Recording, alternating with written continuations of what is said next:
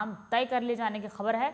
जानकारी के मुताबिक आरजेडी की तरफ से राबड़ी देवी, रामचंद्र पूर्वे, खुर्शीद मोहसिन और संतोष मांझी चुनाव लड़ेंगे। माना जा रहा है कि 14 अप्रैल को पार्टी की तरफ से इसको लेकर औपचारिक ऐलान कर दिया जाएगा। उसके बाद नामांकन की प्रक्रिया भी पूरी कर ली जाएगी। आपको बता दें कि संतोष मांझी पूर्व मुख्यमंत्री जीतन राम मांझी के बेटे हैं। मांझी हाल ही में एनडीए से अलग होकर महागठबंधन में शामिल हुए हैं।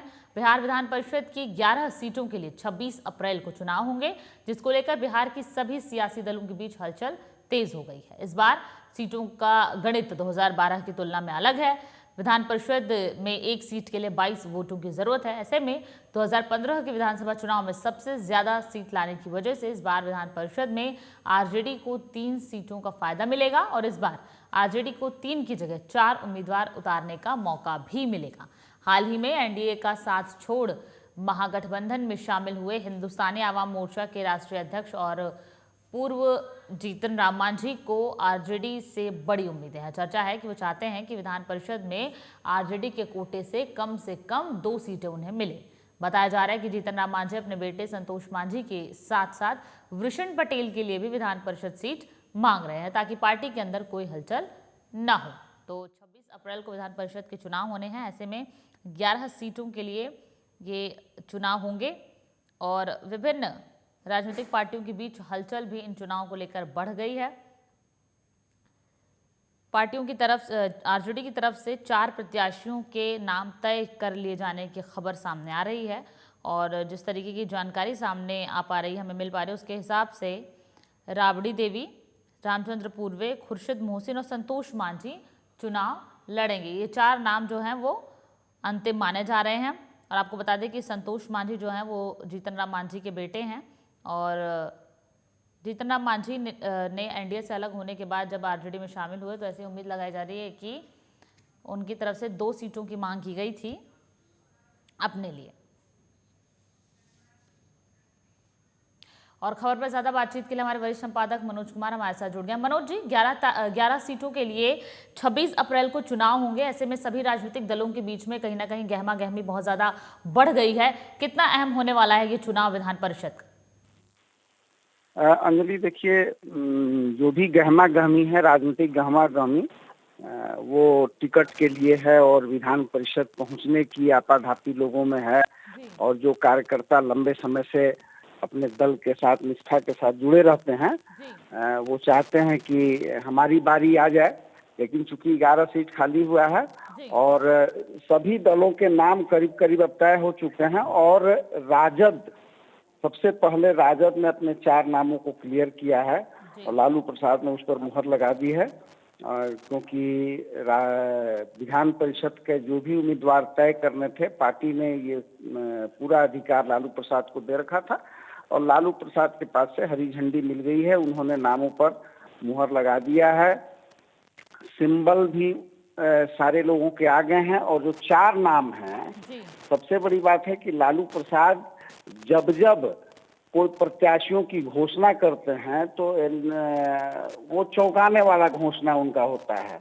एक बार फिर राज्यसभा में भी जिस तरीके से अशफाक करीम का कहीं नाम नहीं आ रहा था और अचानक उनका नाम आया, मनोज झा जैसे कार्यकर्ता और उनके जो प्रवक्ता थे, बहुत सारे दिग्गजों का नाम आ रहा था, लेकिन उस नाम पर कहीं कोई नहीं जा रहा था कि मनोज झा भी जा सकते हैं और मनोज झा को अचानक उन्होंने टिकट दे दिया और राज्यसभा पहुंच गए। उसी प्रकार से इस बार 3 नाम पहले से तय थे। राबड़ी देवी का जाना तय था क्योंकि उनका कार्यकाल खत्म हुआ है और उनको पुनः रिपीट किया गया है। वो विधान परिषद में जब राजद का सीट बढ़ेगा और प्रतिपक्ष का हैसियत जब उनको मिलेगा उनके दल को, तो उसकी वो नेता होंगी और राबड़ी देवी का जाना तय था। और उसके बाद रामचंद्र पूर्वे, जो उनके पार्टी के वरिष्ठ नेता हैं, समर्पित रहे हैं लालू प्रसाद के साथ और प्रदेश अध्यक्ष भी हैं पार्टी के, तो एक नाम उनका तय था। और जब जीतन राम मांझी एनडीए से अलग होकर राष्ट्रीय जनता दल के साथ उन्होंने हाथ मिलाया था, तभी ये चीज तय हो गई थी कि उनको 1 या 2 सीटें मिल सकती हैं विधान परिषद की, जी क्योंकि इसी शर्त पर उन्होंने राष्ट्रीय जनता दल से हाथ मिलाया था। जी हालांकि उनका दावा 2 सीटों पर था, लेकिन वो 2 सीट नहीं पा सके। 1 सीट उन्होंने अपने बेटे के लिए मांगा था, संतोष मांझी के लिए, और जी एक अपने प्रदेश अध्यक्ष बिशन पटेल के लिए। जी जी लेकिन 1 सीट मांझी को आरजेडी ने दिया है उनके बेटे के लिए, संतोष मांझी का। तो ये भी नाम करीब पहले से ही तय था। सबसे बड़ी बात है कि चौथा नाम चौंकाने वाला है, और लालू प्रसाद ने ऐसे व्यक्ति को टिकट दिया है, जी ऐसे व्यक्ति को विधान परिषद भेजने का फैसला लिया है, जिसके बारे में दूसरे दल और आम लोग ही नहीं, बल्कि उनके भी दल के लोगों ने कभी नहीं सोचा था कि उनको टिकट मिल जाएगा। जी वो है नालंदा जिला के पूर्व जिलाध्यक्ष और लालू प्रसाद के बहुत पुराने करीबी हैं। लालू प्रसाद जब मुख्यमंत्री रहे या रेल मंत्री रहे, पहले से भी जब राजनीति में थे और नालंदा जब जाते थे जी तो उनके घर पर आना जाना, खाना पीना वहीं पर होता था। खुर्शीद मोहसिन उनका नाम है, जी और वो बड़े समर्पित रहे हैं। खुर्शीद मोहसिन एक नालंदा में जमींदार परिवार से आते हैं। जी और सबसे बड़ी बात रही है कि जो लालू प्रसाद की खेती बाड़ी जो होती है, चाहे वो उनके अपने बंगले में हो या गौशाला जहाँ हो वहाँ पर, तो उस सब की देख रेख और उनके निर्देशन में वो सब काम होता है। और वो लालू प्रसाद से बहुत नजदीक से पूरे परिवार से जुड़े हुए हैं। और ये कहा जा रहा है कि राबड़ी देवी के चलते राबड़ी देवी ने लालू प्रसाद को बाध्य किया कि आप उनको टिकट दें, और लालू जी प्रसाद की भी पसंद ऐसे लोग रहे हैं जो उनसे जुड़े रहे हैं, जी और सबको उन्होंने मौका दिया है। तो इस बार खुर्शीद मोहसिन को उन्होंने मौका दिया है, और इसका एक सकारात्मक संदेश भी जा रहा है मनोज झा को भी दिया तो, और खुर्शीद मोहसिन को भी, कि लालू प्रसाद ही ऐसे व्यक्ति हैं जो कि अपने सभी लोगों पर नजर रखते हैं, और पिछली कतार में खड़े लोगों को भी लाकर आगे खड़ा कर देते हैं। जी जी अब जदयू और भारतीय जनता पार्टी में भी गहमा गहमी है। नीतीश कुमार का जाना तय है जदयू से, और भारतीय जनता पार्टी से सुशील कुमार मोदी और मंगल पांडे का जाना तय है। जी लेकिन अब भी जदयू में 2 सीट, और जो जदयू भाजपा के पास जो वोट बच रहे हैं उनको कुल मिलाकर अभी 1 और सीट होता है, यानी कि 3 सीटों पर अभी उसके नाम क्लियर नहीं हुए हैं। और 3 सीटों पर के लिए अभी नाम जब तक क्लियर नहीं होता है, लोगों में उनके राजनीतिक जो कार्यकर्ता हैं उनके अंदर अभी होड़ मची हुई है कि कौन उसमें आगे निकल जाएगा, कौन पालेगा। हालांकि जदयू में एक संजय सिंह है और चंद्रवंशी, तो चंद्रवंशी का जाना तय माना जा रहा है, और संजय सिंह का भी कयास लगाया जा रहा है कि संजय सिंह भी पुनः जा सकते हैं विधान परिषद। और अब जो बची हुई उनके एनडीए के वोट हैं, अब उससे एक कैंडिडेट कौन होता है अभी तक इसका खुलासा नहीं हुआ है। 9 तारीख को इसकी अधिसूचना जारी जी बिल्कुल। मनोज जी, आपको बहुत बहुत धन्यवाद तमाम जानकारियों के लिए। तो विधान परिषद का चुनाव है बिहार में, और ऐसे में काफी गहमा गहमी है। आरजेडी की तरफ से हालांकि जो 4 नाम सामने आए हैं उन पर भी संशय बरकरार है। औपचारिक घोषणा उनकी होनी बाकी है, औपचारिक घोषणा के बाद ही कुछ भी कहा जा सकता है। चलिए खबरों में आगे बढ़ते हैं। झारखंड नगर निकाय चुनाव को लेकर सियासत तेज है। सभी पार्टी के बड़े नेता लगातार क्षेत्र का दौरा कर प्रत्याशियों के पक्ष में जनता से डोर टू डोर कैंपेन कर वोट करने की अपील कर रहे हैं। इसी कड़ी में कांग्रेस प्रदेश अध्यक्ष डॉक्टर अजय कुमार गुमला पहुंचे, जहां उन्होंने कार्यकर्ताओं के साथ बैठक कर नगर निकाय चुनाव में पार्टी के दोनों प्रत्याशियों की जीत का दर्ज करने का संकल्प लिया। वहीं मीडिया से मुखातिब होते हुए कांग्रेस प्रदेश अध्यक्ष डॉक्टर अजय कुमार ने कहा कि पूरे झारखंड में नगर निकाय चुनाव में कांग्रेस प्रत्याशी को जनता देख रही है, और इस बार निकाय चुनाव में जनता जरूर कांग्रेस प्रत्याशियों को जीत दिलाने का काम करेगी। साथ ही डॉक्टर अजय कुमार ने कहा कि नगर निकाय चुनाव जीतने के साथ ही बिना किसी विजय जुलूस निकाले कांग्रेस प्रत्याशी टैक्स कम करने के लिए धरने पर बैठेंगे। वहीं डॉक्टर कुमार ने यह भी कहा कि नगर में सभी मूलभूत सुविधाएं तत्काल बहाल हों, इस दिशा में कांग्रेस जरूर पहल करेगी।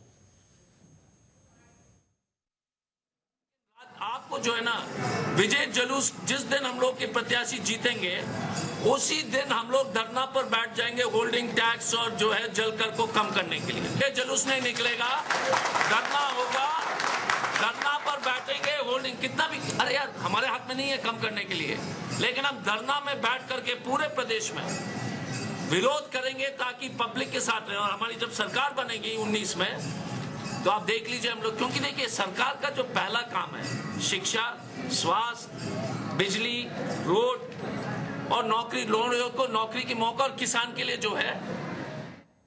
वहीं झारखंड नगर निकाय चुनाव को लेकर आरजेडी ने अपना घोषणा पत्र जारी कर सरकार पर सवालिया निशान खड़ा किया है। आरजेडी द्वारा जारी चुनावी घोषणा पत्र में कुल 21 एजेंडों को शामिल किया गया है, जिसमें हर वार्ड में पानी की सुविधा, होर्डिंग टैक्स, पानी टैक्स, पार्किंग शुल्क और कचर शुल्क आदि में कमी की बातें कही गई हैं। वहीं राष्ट्रीय जनता दल ने अपने घोषणा पत्र में जनता को बेहतर प्राथमिक चिकित्सा और शिक्षा व्यवस्था का लाभ भी आम आवाम को पहुंचाने की बात कही है। इस दौरान आरजेडी प्रदेश महासचिव कैलाश यादव ने बीजेपी पर जमकर प्रहार किया। बीजेपी पर आदर्श आचार संहिता का उल्लंघन का आरोप लगाते हुए निर्वाचन आयोग पर भी सवाल खड़े किए। साथ ही बीजेपी की आचार संहिता उल्लंघन मामले को लेकर राज्यपाल से मिलकर ज्ञापन सौंपने की बात भी कही है।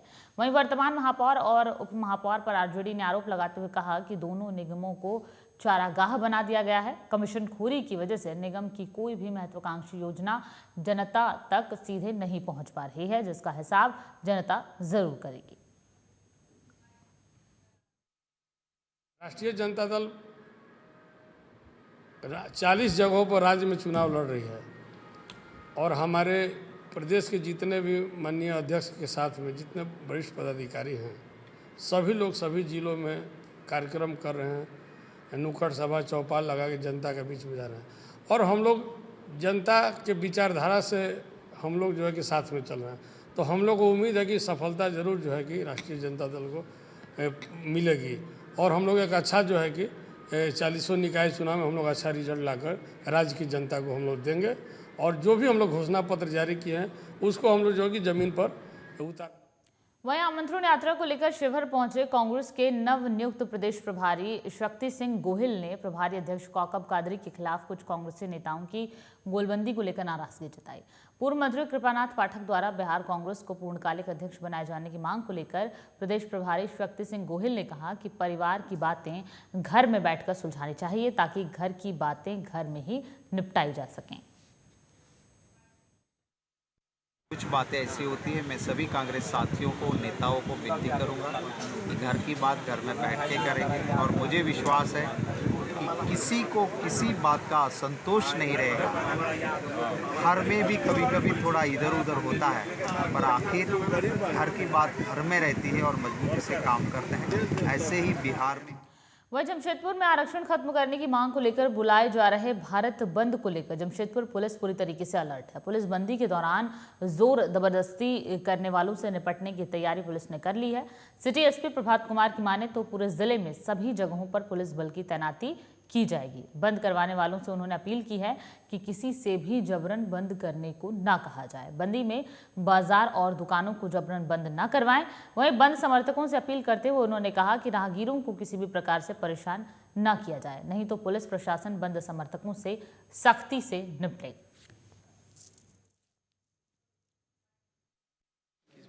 पॉसिबली किसी का दुकान बंद नहीं कराएं, पब्लिक को रोड पर मूवमेंट में अवरोध नहीं उत्पन्न करें। अपना प्रोटेस्ट करना है, पीसफुली प्रोटेस्ट करें। किसी को कोई अगर अवरोध करेगा किसी भी प्रकार से तो उसके विरुद्ध कार्रवाई की जाएगी। तो भारत बंद को लेकर प्रशासन अलर्ट है। जमशेदपुर में सिटी एसपी प्रभात कुमार को भी आपने सुना, जैसे उन्होंने अपील की है लोगों से कि जबरन किसी से भी बंद ना करवाया जाए। साथ ही साथ उन्होंने ये चेतावनी भी दी है कि बंद समर्थकों से निपटने के लिए प्रशासन पूरी तरीके से तैयार है। वहीं पलामू में रोटा वायरस खुराक पीने से 4 बच्चों की मौत पर स्वास्थ्य महकमे में हड़कंप मचा हुआ है। मुख्यमंत्री के आदेश के बाद रांची से स्वास्थ्य विभाग की जांच टीम पलामू पहुंची, जहां डाल्टनगंज स्थित सिविल सर्जन कार्यालय में जिला स्वास्थ्य विभाग के पदाधिकारियों के साथ बैठक कर पाटन के लोइंगा गांव में घटित घटना के बारे में जानकारी ली गई। बैठक के बाद टीम ने लोइंगा गांव का भी दौरा किया। जांच टीम में रांची रिम्स के child specialist doctor Ajit Kumar के अलावा WHO के पदाधिकारी भी शामिल थे। टीम ने गांव में पीड़ित परिवारों से मुलाकात कर घटना की जानकारी ली।